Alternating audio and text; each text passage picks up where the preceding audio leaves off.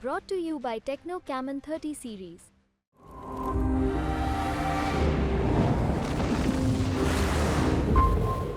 Manish Tiwari, how are you? Good morning, Rajdeep. Good to see you. Thanks for coming early in the morning. Early morning, Chandigarh, it's an early morning city.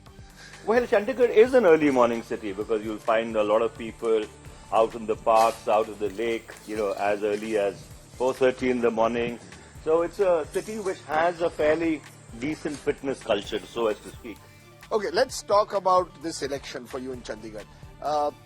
Many believe that Manish Tiwari is facing now one of his biggest battles as a politician. You've shifted constituencies. Look at what's happening. You are here in a tie-up, here in Chandigarh in a tie-up with the Aam Aadmi Party. In fact, you're going to do a roadshow with Arvind Kejriwal later today.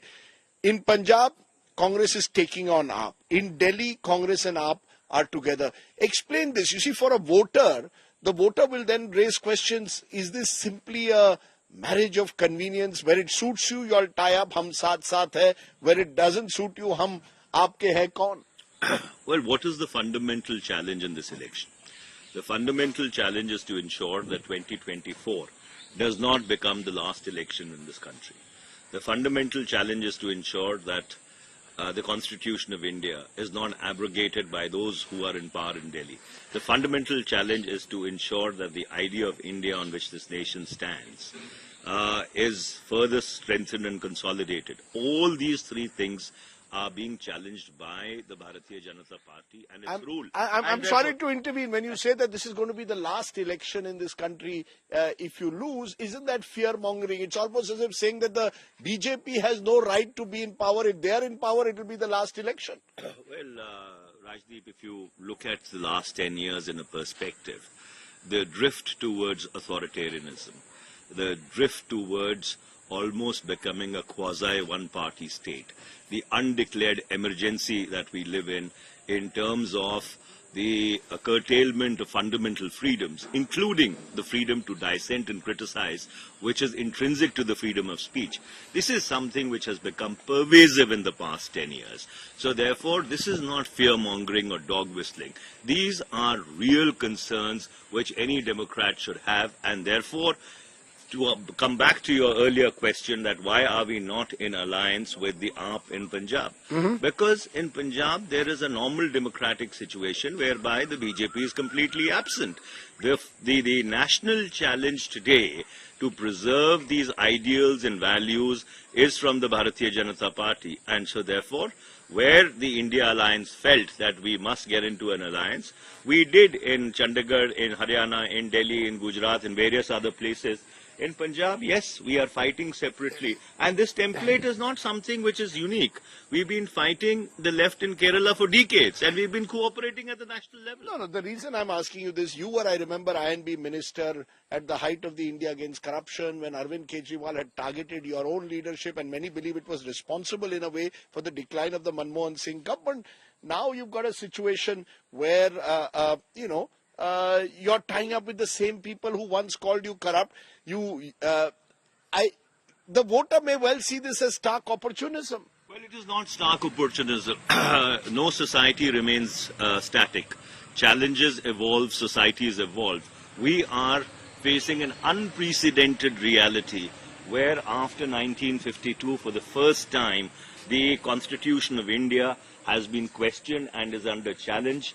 There are statements by leaders of the BJP, senior responsible leaders, that if they do get the numbers, which they are not because they've been wiped out in the south, they've been wiped out, almost to half in the north, but they have reiterated that they will abrogate the Constitution of India. No, the Prime Minister is not. The Prime Minister has made it very clear that the Congress, when it says Samvidhan Khatre mein hai, is, as I said, fear-mongering. There is no question of changing the Constitution. In fact, they say it's during the emergency that it was Indira Gandhi who had suspended constitutional rights. Well, the Prime Minister, because there was a backlash, was compelled to say this. This is not something which has been said for the first time. This has been said repeatedly by different senior leaders of the Bharatiya Janata Party. And when it became an issue on the ground and people started seriously questioning the intent of the BJP, at that point in time, the Prime Minister was compelled to come out with this statement. But they are notorious for running with the hare and hunting with the hound. I do not want to remind you that when they got into an arrangement with Mehbooba Mufti in Jammu and Kashmir, the agenda of governance very clearly said that the constitutional arrangements of Jammu and Kashmir would not be touched. That was 2015. What happened in 2019, is before all of us. So therefore, you cannot take them at their word. Convenience dictates their politics. And to come back to your earlier question, we live in unprecedented times, and therefore unprecedented times call for solutions which can address them, and the India Alliance is a viable, cohesive national alternative which is addressing these fundamental challenges which this country is facing. Let me come back to Chandigarh for a moment. Last time, the BJP won by about 30,000 odd votes. Kiran Kher won that election. She also won in 2014. They've changed. Kiran Kher brought in Mr. Tandon, who comes from a family that has long links with these parts from the BJP. Would you agree that in the last 10 years at least, Chandigarh has become a bit of a BJP bastion, and therefore you face a very uphill challenge? The BJP did nothing for Chandigarh in the past 10 years. Nothing at all. Zero. And that is the reason why they had to change their member of parliament. And that's why they denied Mrs. Kiran Kher a ticket, because she was not in a position to go and face the electorate. The gentleman who they replaced her with was the president of the BJP for 8 years out of those 10 years. The BJP ran a 4-engine government in Chandigarh. The Home Minister, the Governor, an MP for 2 terms, and 8 years in control of the municipal corporation. And every issue of Chandigarh is lying unaddressed. If you go to the villages, there is the problem of the extension of the Lal Lakir or Lal Dora. If you go to the colonies, their issue of ownership rights to their houses as lying pending. You come into the city, Chandigarh Housing Board has 62,000 houses where need-based changes need to be done. They have not been done in the past 10 years. There is a Supreme Court judgment that, share by sale of property is not permitted. The BJP could have well brought an ordinance/law in order to overturn that. So therefore, the BJP has done absolutely nothing for Chandigarh, and I think people are extremely cognizant of it. And just to add, they had put out a 56-point manifesto. Yesterday, they put out a 56-point charge sheet that out of the 56 promises that they made to the people of Chandigarh, they have fulfilled none at all. There's one is the BJP angle, the other is the Congress angle. Pawan Bansal, your senior leader, has often been seen as the face of the Congress in Chandigarh. Now he's been replaced. Is the Congress truly a united front here in Chandigarh? There's a sense that, some dissatisfaction. Is Manish Tiwari seen as a bit of an outsider? Pawan Bansal was the ultimate insider in Chandigarh. Well, the fact is, if there is any insider in Chandigarh, it is really me. And the reason I say that is that every MP who got elected from Chandigarh from 1967 onwards was not born in Chandigarh. I am the only person, if you want to look at it purely in terms of legacy, who was actually born here. Even my opponent, Mr. Sanjay Tandon, belongs to Amritsar. He does not belong to Chandigarh. So therefore, this, bogey of insider, outsider, is a bit... Are you all united? Is the party united behind Manish Tiwari? The whole party is united. The entire India Alliance is united. Even Mr. Bansal came for the rally that we had for Mrs. Priyanka Gandhi Vadra. So therefore, there is absolutely no question of any dissonance at all. People who are bereft of issues, who have nothing to show on their on their report card. I have challenged Mr. Sanjay Tandon for 30 days continuously now. Come on a neutral platform. Come on Rajdeep Sardesai's show. You put forth what you've done for Chandigarh in the past 10 years, and we'll put forth what we have not only done for Chandigarh, but what we have done for this country over the past 43 years in public life. Okay, as we end, I want to ask you the big picture. And the big picture is what happens on the 4th of June. There's a sense that Mr. Modi is poised for a hat-trick. At least that's what most political observers, Satta Bazaar.